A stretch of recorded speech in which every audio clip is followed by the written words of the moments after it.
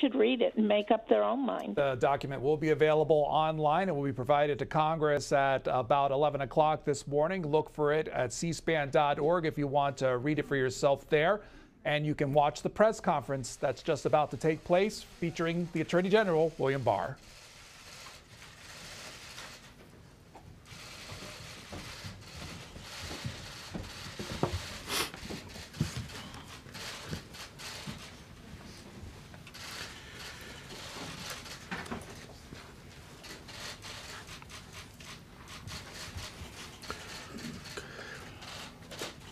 Good morning, everybody, and thanks for being here this morning. As you know, on March 22nd, Special Counsel Robert Mueller concluded his investigation into matters related to Russian attempts to interfere in our 2016 presidential election, and he submitted his confidential report to me pursuant to department regulations. As I said during my Senate confirmation hearing and since, I'm committed to ensuring the greatest degree possible of transparency concerning the Special Counsel's investigation, consistent with the law. At 11 this morning, I'm going to transmit copies of the public version of the Special Counsel's report to the chairman and ranking members of the Senate and House Judiciary Committees. The Department of Justice will also make the report available to the American people by posting it on the department's website after it has been delivered to Congress. I'd like to make a few comments today on the report. Before I do that, I want to thank Deputy Attorney General Rod Rosenstein for joining me here today and for his assistance and counsel throughout this process. Rod, as you know, has served at the department for nearly 30 years with dedication and distinction, and it's been a great privilege and pleasure for me to work with him since my confirmation.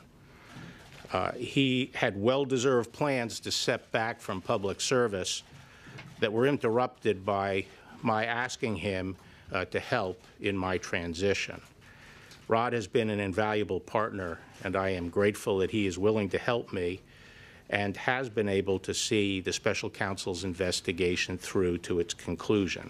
Thanks, Rod. Thank you. Yeah.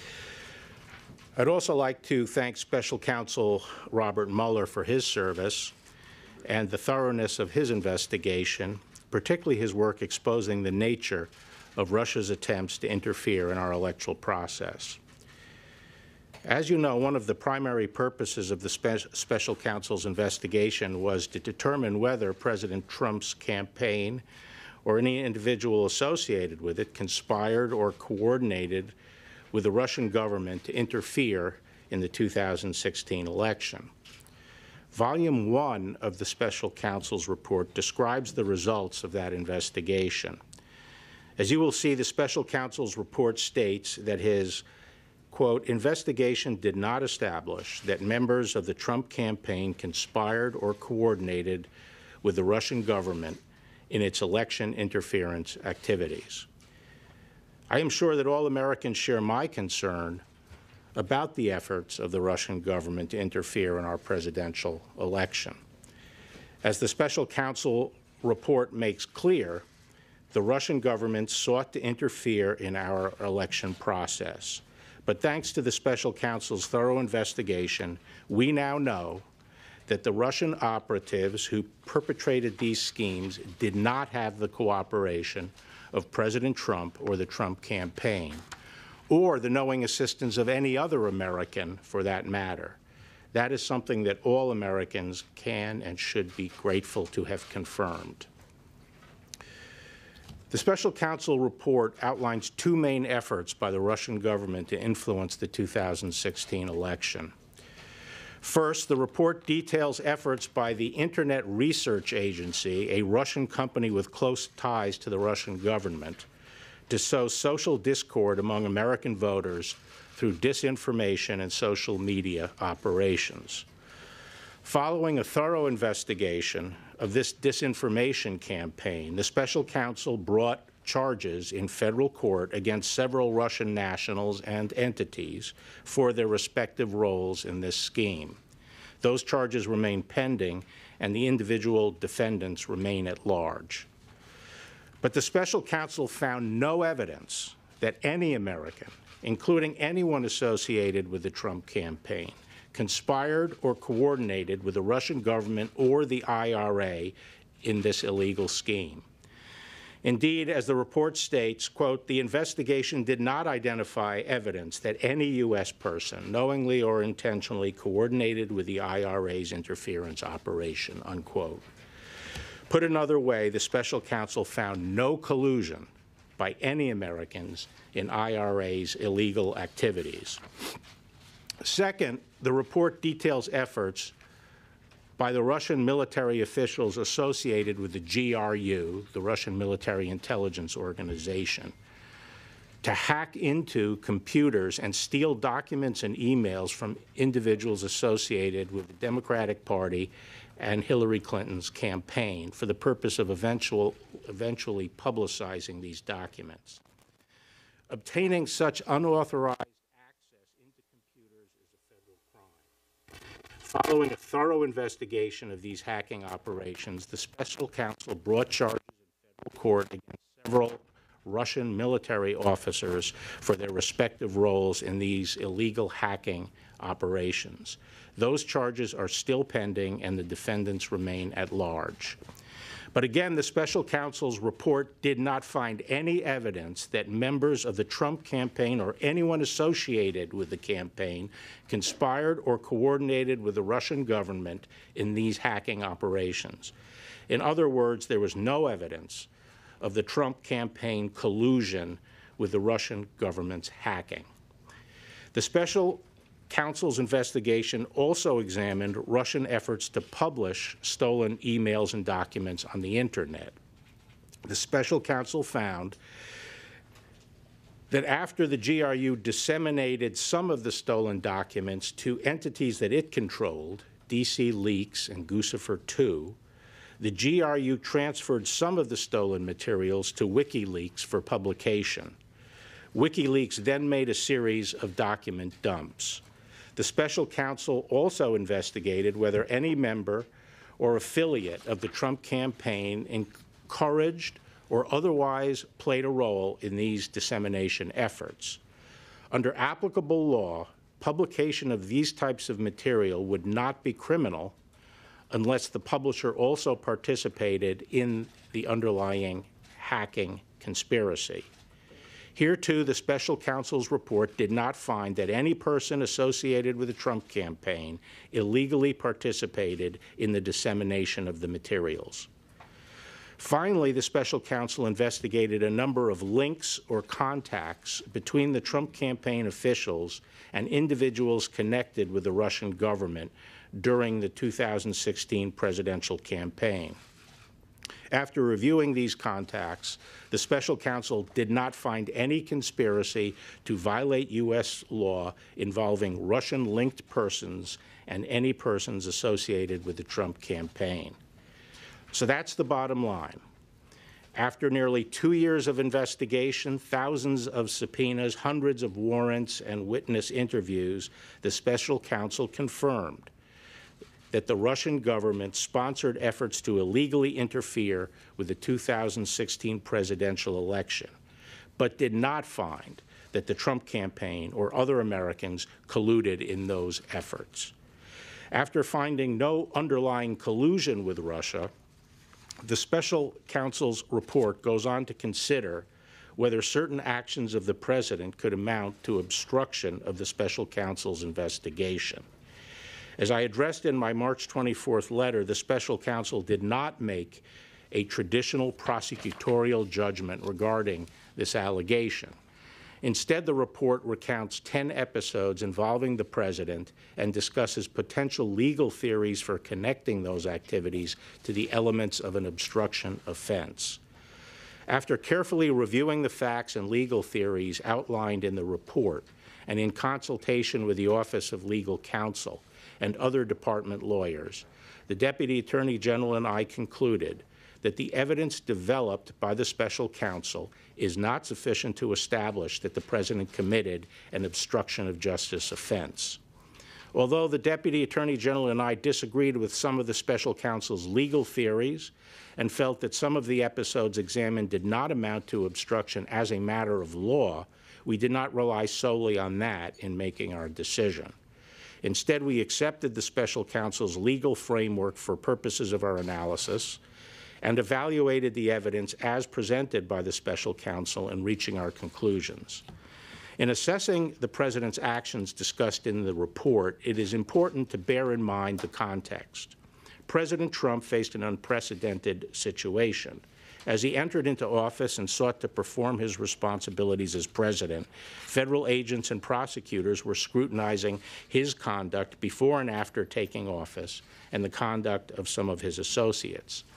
At the same time, there was relentless speculation in the news media about the president's personal culpability. Yet, as he said from the beginning, there was in fact no collusion. And as the special counsel's report acknowledges, there is substantial evidence to show that the president was frustrated and angered by his sincere belief that the investigation was undermining his presidency, propelled by his political opponents, and fueled by illegal leaks. Nonetheless, the White House fully cooperated with the special counsel's investigation, providing unfettered access to campaign and White House documents, directing senior aides to testify freely, and asserting no privilege claims. And at the same time, the president took no act that in fact deprived the special counsel of the documents and witnesses necessary to complete his investigation. Apart from whether the acts were obstructive, this evidence of non-corrupt motives weighs heavily against any allegation that the president had a corrupt intent to obstruct the investigation. Now, before I take questions, I want to address a few aspects of the process for producing the public report that I am releasing today. As I said several times, the report contains limited redactions related to 4 categories of information. To ensure as much transparency as possible, those redactions have been clearly labeled so that the readers can tell which redactions correspond to which categories. Now, as to recall, those categories are 6E material, grand jury material, information that the IC believes would disclose sources and methods, information that would impair the investigation and prosecution of other cases that are underway, and finally, information that implicates the privacy and reputational interests of peripheral third parties. As you will see, most of the redactions were compelled by the need to prevent harm to ongoing matters and to comply with court orders prohibiting the public disclosure of information bearing on ongoing investigations and criminal cases, such as the IRA case and the Roger Stone case. These redactions were applied by Department of Justice attorneys working closely together with attorneys from the special counsel's office, as well as the intelligence community, and prosecutors are handling the ongoing cases. The redactions are their work product. No redactions done by anybody outside this group. There were no redactions done by anybody outside this group.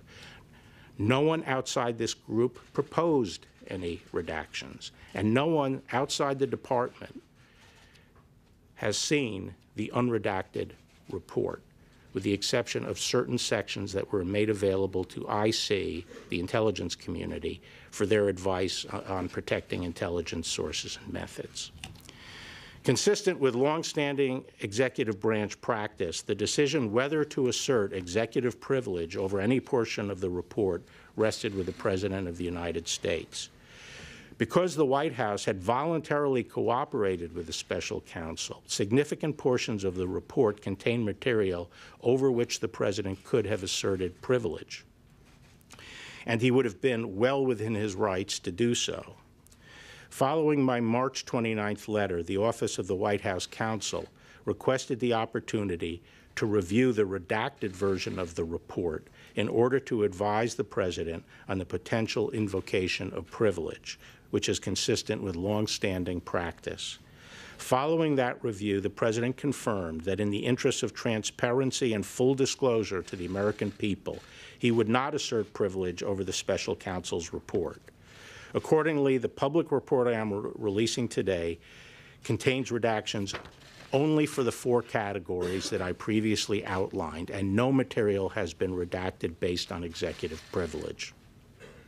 In addition, earlier this week, the President's personal counsel requested and was given the opportunity to read a final version of the redacted report before it was publicly released. That request was consistent with the practice followed under the Ethics in Government Act, which permitted individuals named in a report prepared by an independent counsel the opportunity to read the report before publication. The President's personal lawyers were not permitted to make and did not request any redactions.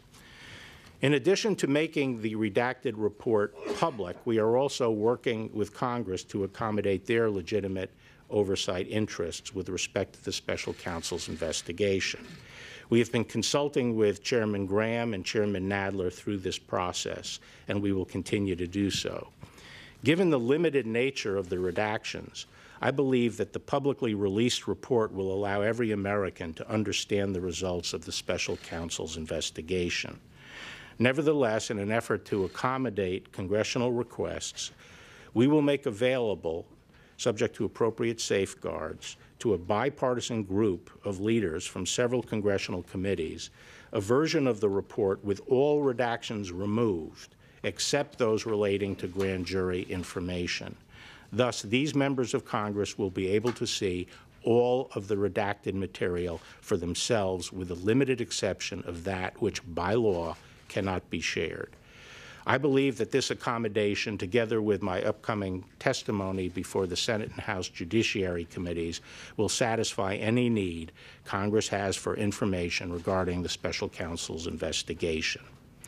Once again, I'd like to thank you for being here, and I will now have a few questions. Mr. Attorney General, we don't have the report in hand, so could you explain for us the Special Counsel's articulated reason for not reaching a decision on obstruction of justice, and if it had anything to do with the Department's long-standing guidance on not indicting a sitting president, and you say you disagreed with some of his legal theories. What did you disagree with him on? I'd leave it to his description in the report, the Special Counsel's own articulation of why he did not want to make a determination as to whether or not there was an obstruction offense.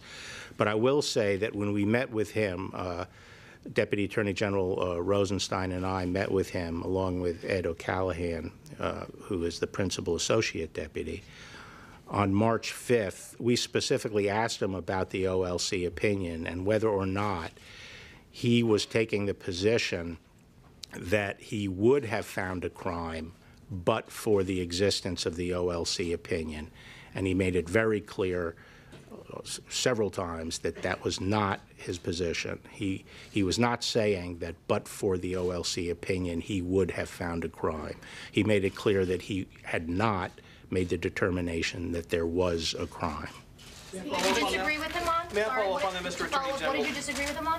Given that, why did you and Mr. Rosenstein feel the need you had to take it to the next step to conclude that there was no crime, especially given that DOJ policy?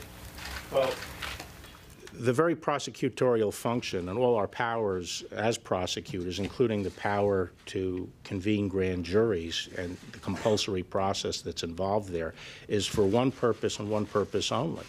It's determine yes or no. Was alleged conduct criminal or not criminal? That is our responsibility, and that's why we have the tools we have. And we don't go through this process just to collect information and throw it out to the public. We collect this information, we use that compulsory process for the purpose of making that decision. And because the Special Counsel did not make that decision, we felt the department had to, and that was a decision by me and the Deputy Attorney General. Yes. Did the Special Counsel indicate that he wanted you to make the decision or that it should be left for Congress? And also, how do you respond to criticism you're receiving from congressional Democrats that you're acting more as an attorney for the president rather than as the chief law enforcement officer?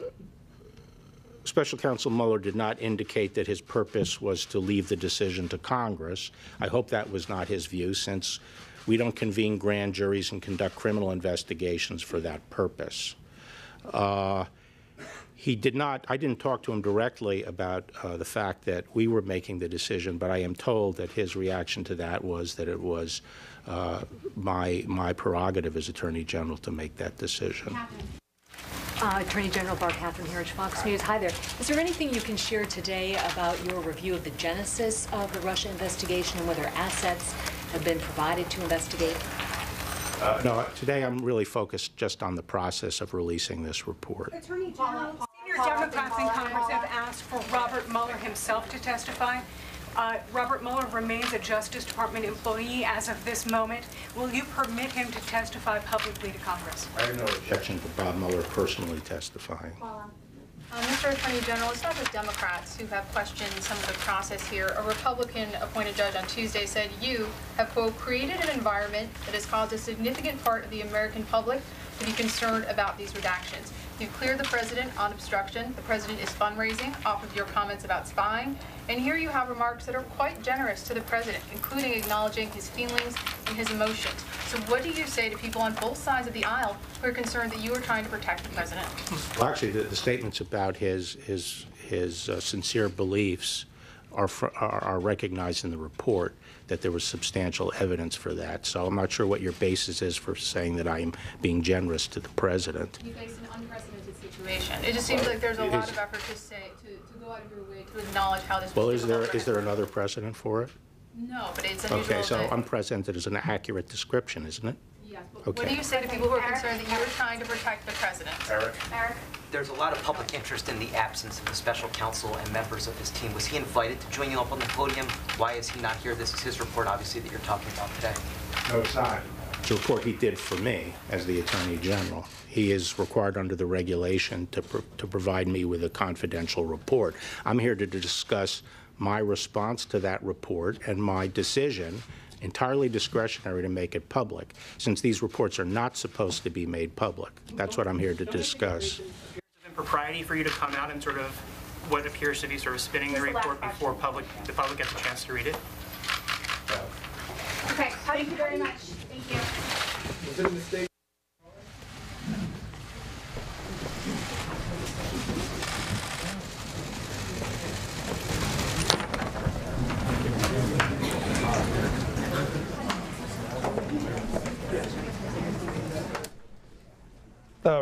This press conference started at 9:34.